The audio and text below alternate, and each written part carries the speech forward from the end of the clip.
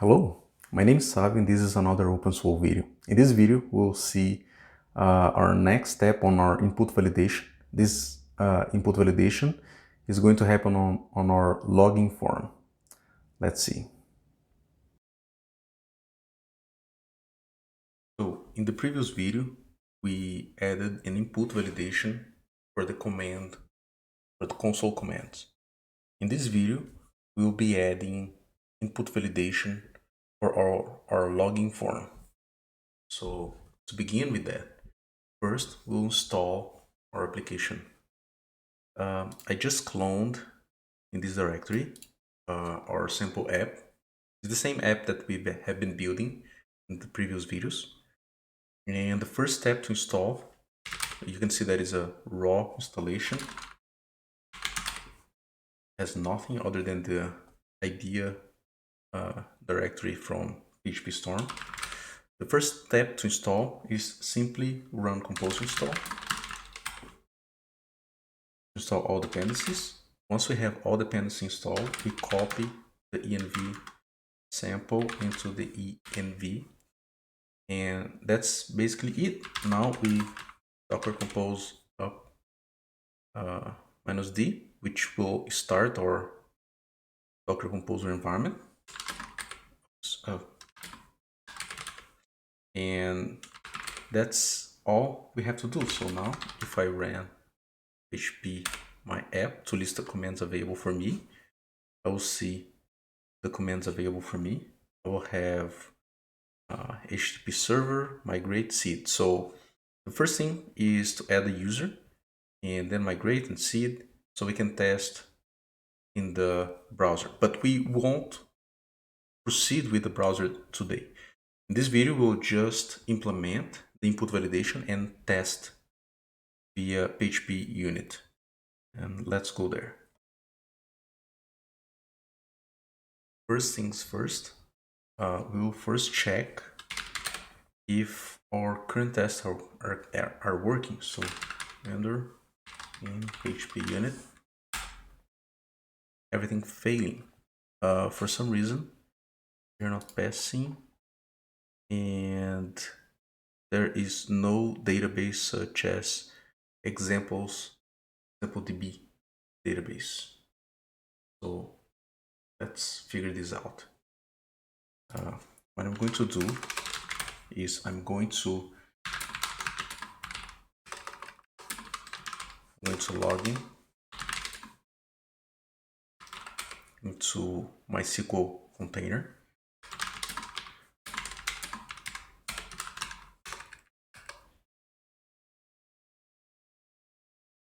Oh, I have a typo here. Okay. Right. Let's see the database available for me. I have only ExampleDB, which is the one that is created by default. In our configurations, we didn't put to create a test one, so let's create a test one. Okay, database ExampleDB test. Let me just confirm the configuration that we have tests in the plural. Okay, so there it is. Now we get out and run again. Now everything's passing. So now we can start. So in this video, we'll do some TDD because we already have a lot going on, and this will allow us to visualize better what we are doing here. So let's add the test that I already have prepared for us, and let's go over the file and explain, and I will explain what's happening. The first thing, we set up the application, no secret there, and then we successfully log in. This is a private method. Notice that this is not a test. This is actually a facilitator, it's a helper for us to run the login form, and then I can test other stuff while running the same procedure from multiple tests. And this is another private method. This is a send. This is helping me to preserve the cookies between requests. So basically, this is going to override some requests happening in other parts. So we'll see this later. We then have a test login. I to execute the successful login, I assert that we are actually being redirected, where we are being redirected to. If it was failing, it will redirect to login. It's redirecting to slash login, which slash admin, which means that it's successful. And then I get the session cookie from the response, and I assert that there is a user ID there after parsing it. Remember that this is a helper that we added to the test case in our previous video. So we added a few there. This is one of them. Going back to our tests, I also assert here, and then the next test, I assert that I can't log in with the wrong credentials. So I'm simply passing the wrong pass because in our seeds, the password is secret. And then I assert that I've been redirected right here. I'm asserting that I'm going to the login path. And there is also a fail to authenticate error in the query. That's what I'm asserting here. And then I assert that there is no user ID in the cookies. Okay, so that's how we test that. So all of these, I don't need to actually go through many details in the next two ones, but actually in this one I might have to. But in all of these tests, you'll notice that I'm actually testing if the inputs are actually the expected ones. And I'm not validating, for example, if the user exists. So if someone tries in our current application to log in with a non-existent user, this login will fail. And it will fail with an error, with an exception thrown and not catched.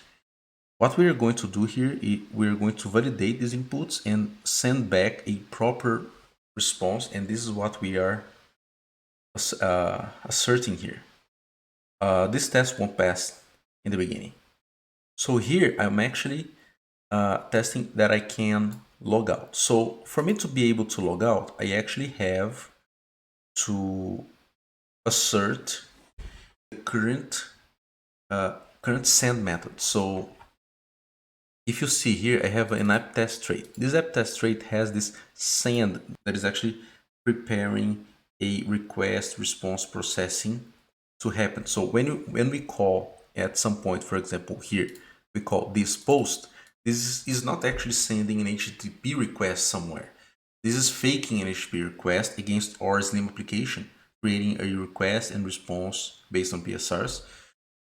So this is actually the method that happens in the background, and I'm actually overriding it and putting stuff that I need. So what I'm actually doing is right here. I'm copying with the cookies. So whenever I send another request, I'm actually grabbing the cookies that I have available in a property in our class, which is cookies. So this is a strategy that I'm using in these tests to preserve cookies between multiple requests. Is just to overcome a limitation on our test-based system here.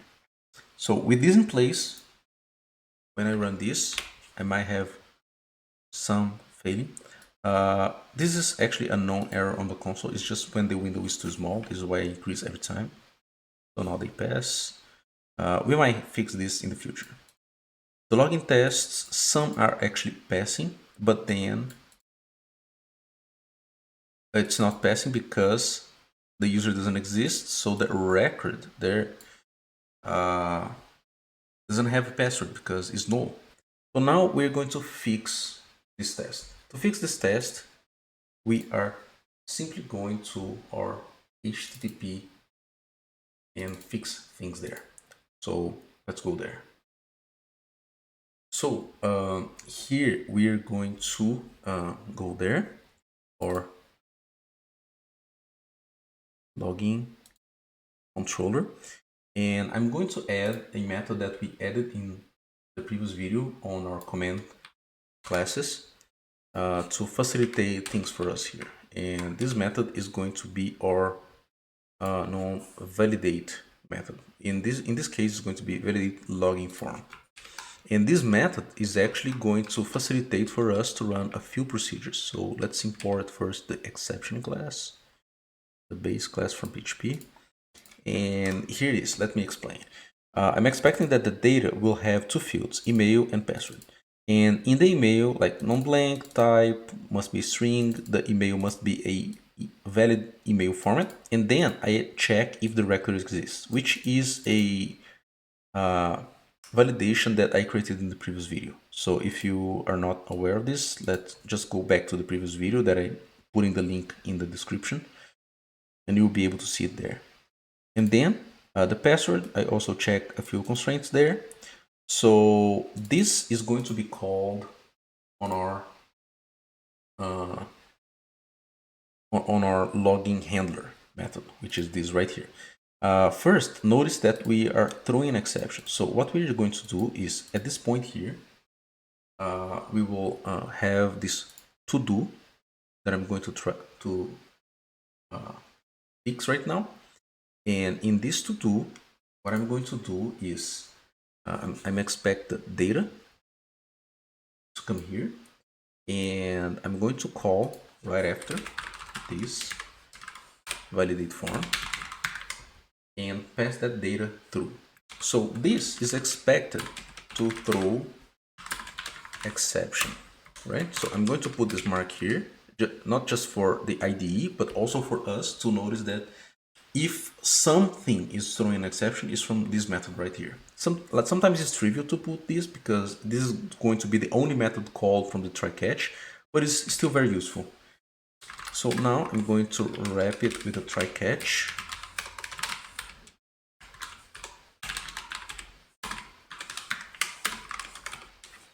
And inside the try catch, I'm going to put this response, simply sending the user with a fail authenticate at this point.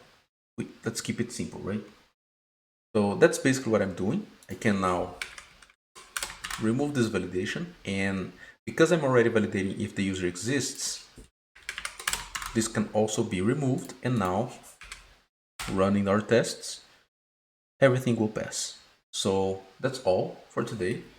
We validated, and in the next video we will be validating more API endpoints. So see you in the next video.